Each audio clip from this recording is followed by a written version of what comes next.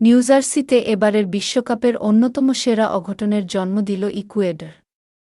জার্মানিকে ২-১ গোলে হারিয়ে নকআউট পর্বে উঠল দক্ষিণ আমেরিকার দেশটি। হেরেও অবশ্য গ্রুপ চ্যাম্পিয়ন জার্মানি। এদিকে কুরাসাওকে ২০ গোলে হারিয়ে ই গ্রুপের রানার্স আপ হয়ে দ্বিতীয় রাউন্ডে আইভরি কোস্ট।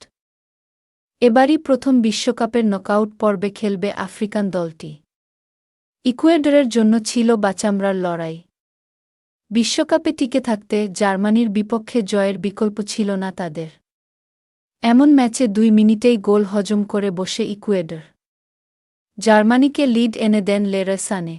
পিছিয়ে পড়ে দমে যায়নি দক্ষিণ আমেরিকার দেশটি। ৯ মিনিটেই সমতায় ফেরে নিলসন অ্যাঙ্গুলোর গোলে। ম্যাচে দুই দলেরই আক্রমণ প্রায় সমান, তবে অতি আক্রমণাত্মক জার্মানিকে দেখা যায়নি।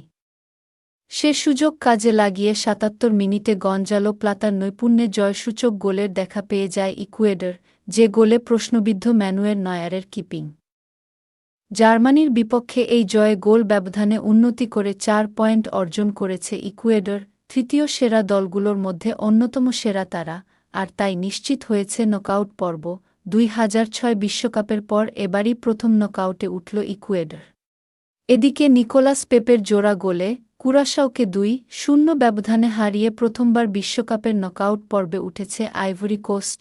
এর আগে টানা ৩ বিশ্বকাপের গ্রুপ পর্ব থেকে বাদ পড়েছিল আফ্রিকান দেশটি।